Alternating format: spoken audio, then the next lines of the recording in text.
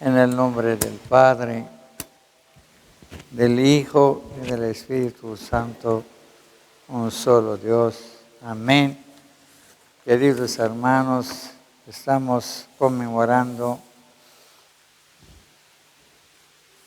ese día glorioso donde Jesús con anticipación hizo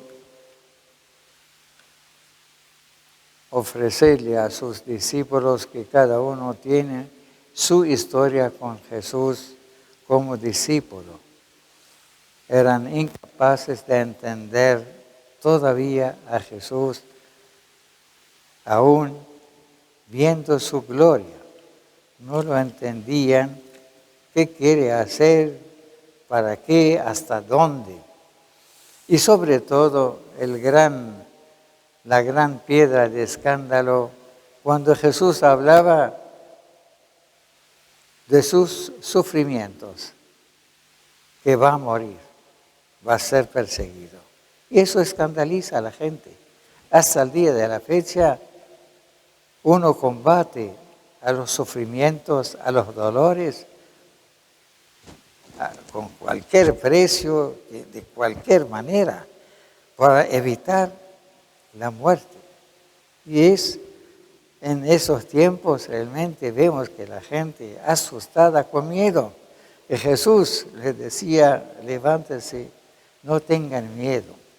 Y nosotros seguimos con este miedo por no entender que más allá del sufrimiento hay otra cosa. De todo modo vamos a concentrarnos en el Evangelio de hoy, donde hay 5 personajes. 2 personajes del Antiguo Testamento que representan a 2 figuras importantísimas en el Antiguo Testamento, como Moisés, el legislador que recibió de Dios los 10 mandamientos para poder dirigir, acompañar al pueblo de Dios hasta la tierra prometida, pero en base de esos 10 mandamientos, que son mandamientos de luz para guiar a cada uno de integrantes del pueblo judío durante esta peregrinación larguísima, durante 40 años.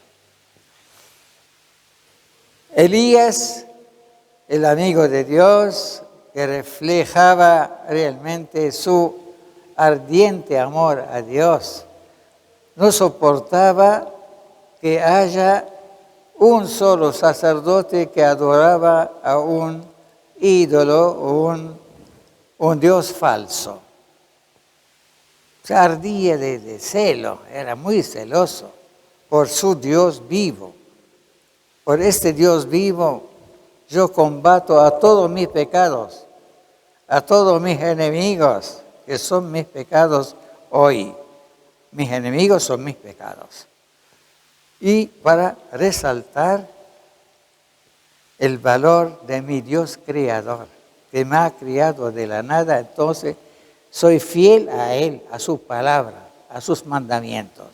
Elías era ese hombre fiel a este Dios vivo, como también nos invita a ser celosos realmente como cristianos, a ser fieles a Cristo en cuanto a sus mandamientos, su amor hacia nosotros. En cuanto a los 3 restantes discípulos que Jesús había elegido, Pedro, el famoso Pedro, el discípulo también el más rápido, que también rechazaba por no tener un corazón con ojos despiertos y aceptar realmente que Jesús va a ser perseguido, maltratado. Lo quería mucho, hasta que se olvidó y llegó a negar a Cristo diciendo, no acepto que vos llegás a sufrir por mí, por nosotros.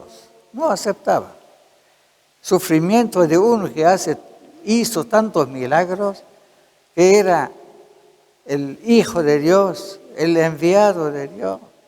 ¿cómo va a aceptar ser entregado, burlado de Él? No entra en nuestra cabeza, en nuestro razonamiento, ni en nuestra lógica humana. Dios sufre, imposible. Yo sufro, no tendría por qué. Dios, sálvame de los sufrimientos. O sea, Jesús se transformó en un escándalo para Pedro, para Juan y para su hermano, porque los dos restantes también querían únicamente, sin pasar por la cruz, por sufrimiento, por la persecución, a estar en la gloria cuando venga en su gloria. Señor, queremos estar al lado tuyo, pero esta copa amarga, más o menos, la aceptamos, la vamos a pensar. El dolor, el sufrimiento, la soledad, y son cosas, no son fáciles para los que no tienen todavía los ojos del corazón abiertos para entender qué significa que Jesús, el Maestro, que va a sufrir, va a ser burlado, abandonado, desnudo, crucificado, muerto, enterrado. Que Jesús, después de su resurrección, le había aparecido a los discípulos y le advertía o le exhortaba, porque ustedes tienen una memoria frágil. No les había anticipado y avisado que el Hijo del Hombre, como fue escrito en los profetas, según los escritos de Moisés, según los salmos, que el Hijo del Hombre sí o sí tiene que sufrir, porque el hombre lo va a rechazar. La venida de Cristo al mundo fue rechazada por la humanidad. No lo queríamos.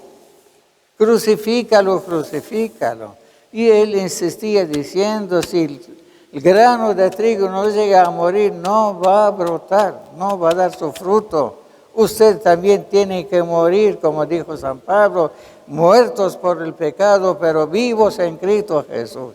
Y está la paradoja nuestra, oculta de nuestros ojos, donde todos estamos en este terreno del miedo, de la intranquilidad, de la precaución, atentos para que no llegue a molestarnos una espinita, una palabra, una mirada de los demás, porque nos olvidamos de Cristo, que soportó todo. Y Él nos dijo, tómame a mí, como he sufrido, van a sufrir ustedes. Dichosos de ustedes si llegan a sufrir por ser inocentes y no culpables. Cuando uno sufre por su pecado, algo legítimo, tal vez por algo estoy sufriendo. Pero cuando uno sufre por ser inocente como Jesús, eso no lo aceptamos. No hice nada, Padre. Señor, no hice nada. ¿Por qué me agarró eso a mis hijos, a mis nietos, a mí, a mi país, a mi barrio? Todos nos quejamos de este Dios, y Dios realmente está 10 con nosotros todos los días, espiritualmente y materialmente. Lo queremos como Dios, lo aceptamos. Pero cuando Dios nos hace sentir abandonados de Él, entonces empezamos con las quejas y las murmuraciones y el miedo. No tengan miedo. Y nos pidió 1000 veces, no tenga miedo Pedro, no tenga miedo Nicolás, Sergio, a cada uno de nosotros. No tengan miedo. El miedo nos va a ir hundiendo peor, nos va a llevar a unas zonas realmente donde nos va a faltar mucho oxígeno. Jesús es el oxígeno, es la vida. Yo soy la vida, yo soy para ustedes. Realmente el Evangelio de hoy no tenemos que dejarla a esta fiesta pasar sin algún cambio en nuestra vida. Esta luz, el monte Tabor, es una anticipación de esta luz de la resurrección, la luz pascual, de la luz eterna, hijos de la luz. Tomen de la luz que no se apaga nunca. Jesús ya nos invita a convertirnos a través de nuestras buenas obras, buenas conductas, nuestro buenos servicio a los demás, sin esperar nada a cambio, realmente nos invita a convertirnos en hijos de la luz. Porque en la vida eterna hay luz permanente, la luz eterna, y la luz eterna equivalente a la vida eterna. La vida y la luz y la vida son dos cosas complementarias. Cuando una mujer da a luz, porque antes era ese feto envuelto en la oscuridad de las entrañas maternas.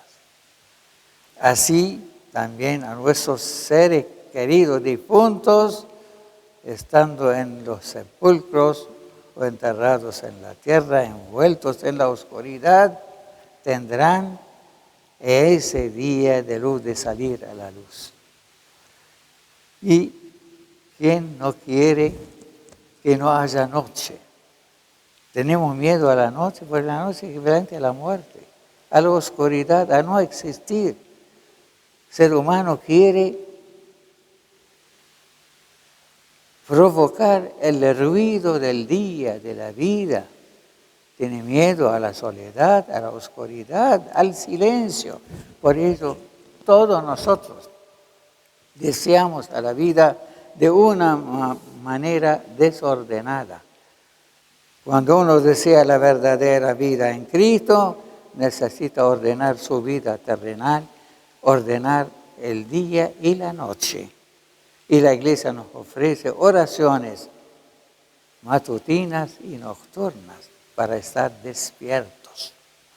Dichoso aquel cristiano que duerme, pero su corazón está despierto, luminoso. Amén.